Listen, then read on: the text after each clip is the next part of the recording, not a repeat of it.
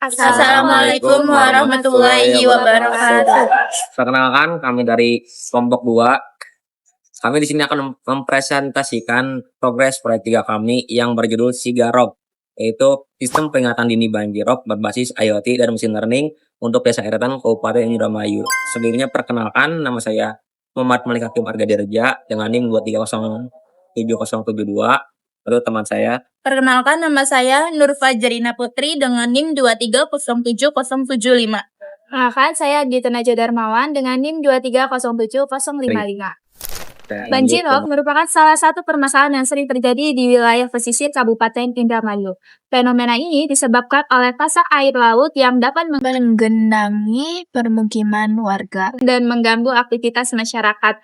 Saat ini, informasi mengenai kondisi ketinggian air dan potensi banjirop masih terbatas sehingga masyarakat sering tidak mendapatkan peringatan dini. Dengan perkembangan teknologi IoT dan machine learning, kondisi lingkungan dapat dipantau secara real-time dan diprediksi lebih awal.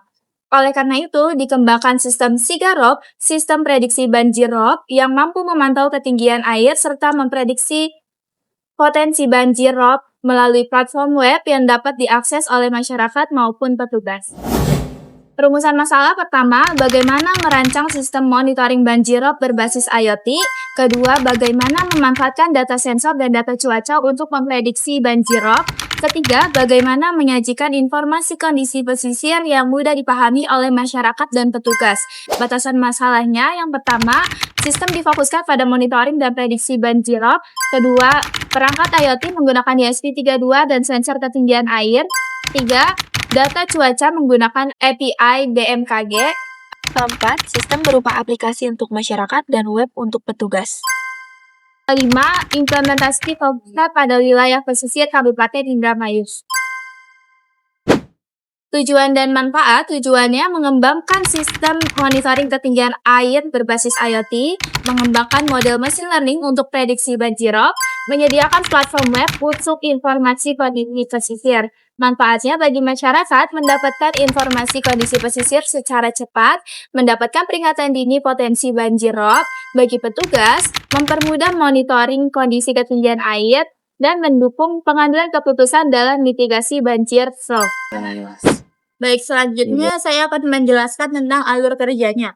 Yang pertama itu ada penentuan judul.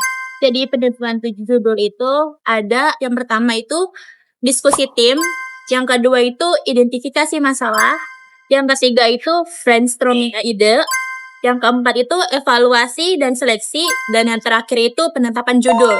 Selanjutnya alur kerja analisis kebutuhan. Yang pertama itu kita mulai, lalu hasil penetapan judul, selanjutnya ada diskusi dan analisis kebutuhan, selanjutnya mendapatkan solusi, dan yang terakhir itu selesai. Selanjutnya yang ketiga, alur kerja desain sistem.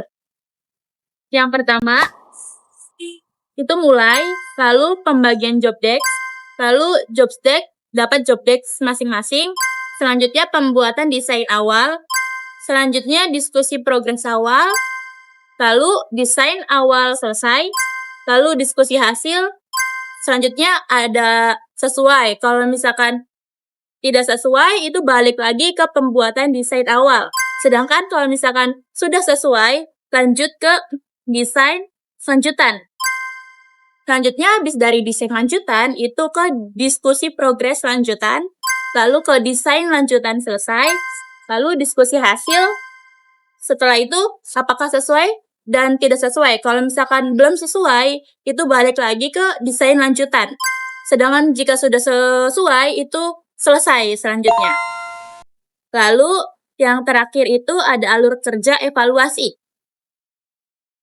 Yang pertama itu mulai, lalu diskusi evaluasi kinerja, selanjutnya itu ada mengumpulkan pendapat, dan yang terakhir itu selesai. Selanjutnya akan dijelaskan oleh rekan saya. Nah, di sini ada perancangan sistem. Yang pertama, beranda masyarakat. Jadi, untuk pertama, start, lalu masyarakat dapat membuka aplikasi. Setelah membuka aplikasi, akan mengambil data terbaru dari server. Jika data tidak tersedia, maka akan menampilkan error handling berupa saat ini data belum tersedia. Jika datanya tersedia, akan menampilkan status kondisi pesisir. tampilkan cuaca dan ketinggian air, lalu tampilkan waktu update dan selesai. Lalu untuk monitoring real time dari petugas, pertama mulai, lalu masuk dashboard, ambil data sensor.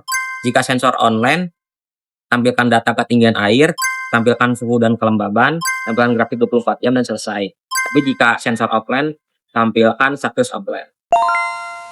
Lalu ada lihat perkiraan 3 hari.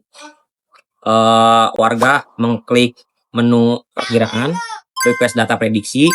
Jika data tidak berhasil, tampilkan saat ini data belum tersedia. Jika berhasil, tampilkan kartu hari ini, tampilkan kartu besok, dan tampilkan kartu lusa. Lalu di sini ada untuk admin, kelola threshold. Pertama mulai, lalu admin membuka menu konfigurasi, lalu membuka nilai threshold, simpan perubahan, validasi data. Jika tidak valid, tampilkan error. Jika valid, simpan ke database, tampilkan sukses. Lalu di sini ada admin juga, kirim notifikasi manual. Pertama, petugas klik kirim notifikasi, lalu isi pesan, klik kirim, server proses kirim ke WA. Jika berhasil, tampilkan sukses. Jika gagal, tampilkan gagal. Lalu ada login untuk petugas dan admin. Pertama, input username dan password, validasi ke server. Jika tidak valid, tampilkan pesan gagal. Jika valid, masukkan ke dashboard dan selesai. Lalu di sini ada ekspektasi hasil kami. Di sini untuk aplikasi masyarakat, saya merancang untuk membuat Android friendly atau mobile. Pada halaman dashboard pertama di sini menampilkan status saat ini waspada, siaga, atau aman. Lalu di sini menampilkan tinggi air, suhu, kelembaban, cuaca, dan perkiraan 3 hari. Lalu kita beralih ke navigasi untuk lihat perkiraan 3 hari. Di sini ada hari Sabtu, contoh ada waspada dengan tinggian air dan sebagainya untuk besok dan lusa. Lalu ada perbandingannya. Lalu untuk panduan di sini terdapat beberapa informasi seperti informasi penting untuk keselamatan, tindakan-tindakan apa yang harus diambil pada saat aman, pada saat status waspada, pada saat siaga, atau pada saat bahaya. Lalu di sini terdapat titik evakuasi yang mempermudah masyarakat untuk melihat di mana letak evakuasi berada. Ada Balai Desa Eretan, Masjid Jami, dan sebagainya. Nah, ini untuk ekspektasi hasil untuk web petugas. Di sini ada beberapa fitur, kami hanya mempresentasikan beberapanya dulu. Di sini sama ada ketinggian air, suhu lokal, kelembaban, status alat, time sensor, lalu ada grafik, lalu kemudian ada manajemen alert. Di sini petugas dapat mengirimkan pesan via WA langsung kepada warga, baik secara manual ataupun otomatis. Yang ketiga, ada pemantauan alat sensor IoT. Di sini sangat penting karena untuk menjaga alat apakah tetap berfungsi atau tidak. Selanjutnya, progres terakhir. Saat ini, pengembangan sistem Sigarop telah mencapai tahap perencanaan dan persiapan implementasi. Mockup tampilan aplikasi dan web dashboard telah selesai dibuat sebagai acuan pengembangan. Selain itu, desain sistem IoT juga telah dirancang, termasuk pemilihan perangkat ESP32 dan sensor ketinggian air.